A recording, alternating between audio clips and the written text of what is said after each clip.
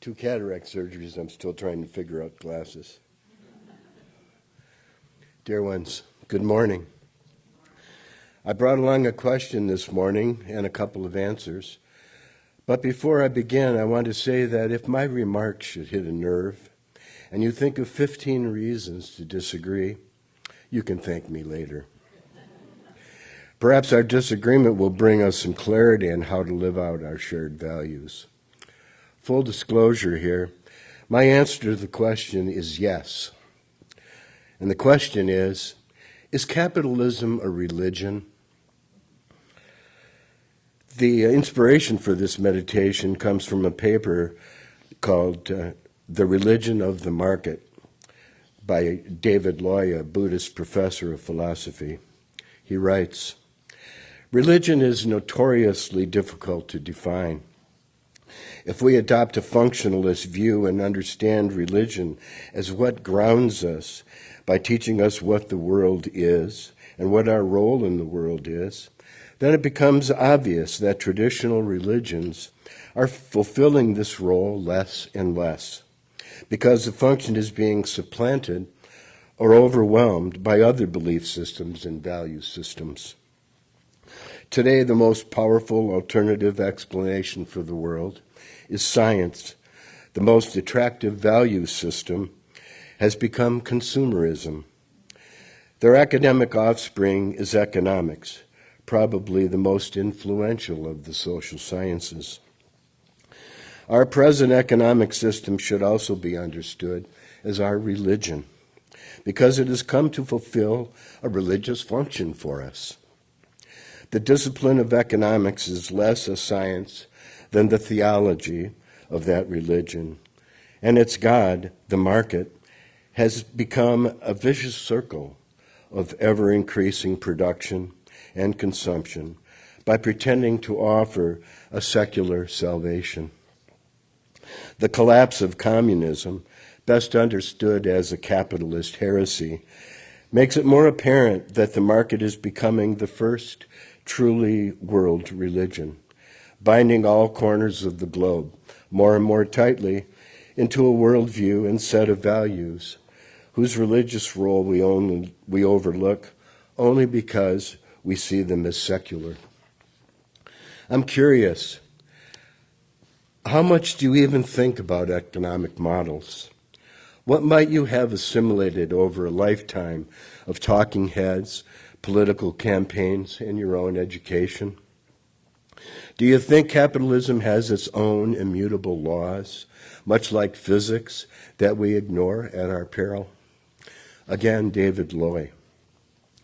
What is most impressive about market values from a religious perspective is not their naturalness, but how extraordinarily effective and persuasive their conversion techniques are.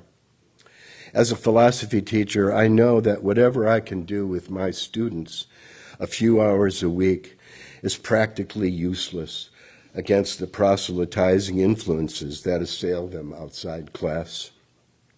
The attractive, often hypnotic advertising messages on television and radio and magazines, buses, and so forth, which constantly urge them to buy me if you want to be happy. If we are not blinded by the distinction usually made between secular and sacred, we can see that this promises another kind of salvation. That is, another way to solve our unhappiness. Insofar as this strikes at the heart of a truly religious perspective, which offers an alternative explanation for our inability to be happy and a very different path to becoming happy.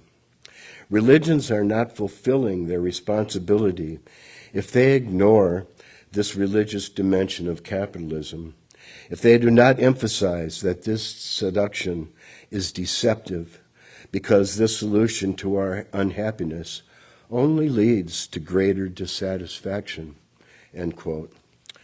We are trained to be insatiable. It's easy enough to see that not everyone is served by this system, and economists can only offer cliched articles of faith by way of consolation. Progress isn't painless. Technology will solve our problems. Creative destruction is the way the system works. You can always move. A recent article in the New York Times about white rural rage by Paul Krugman illustrates how the priesthood of market economics thinks about these things. Mr. Krugman is at least an archbishop in this religion, and his views carry considerable weight among the faithful. Aside from the aforementioned cliches, he lets go a real doozy that made me want to scream.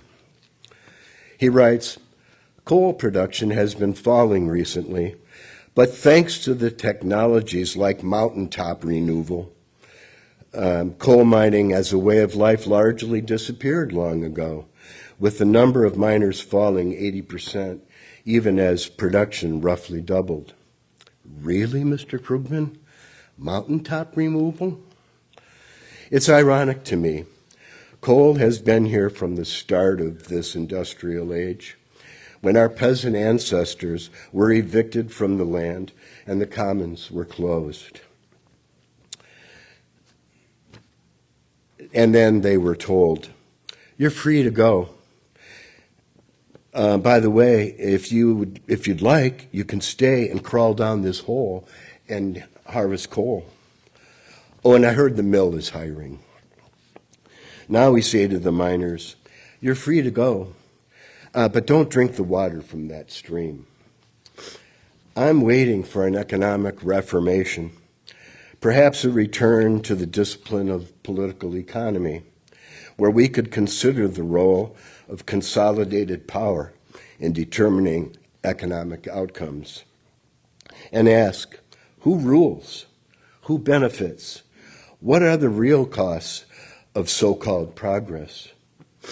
How do you replace a mountaintop? I want to be part of an economy and culture that sees itself as being embedded in the natural world, not in control of the natural world. One that runs on love and humility. I'll take mutual aid over the survival of the fittest any day. That's where I'm at.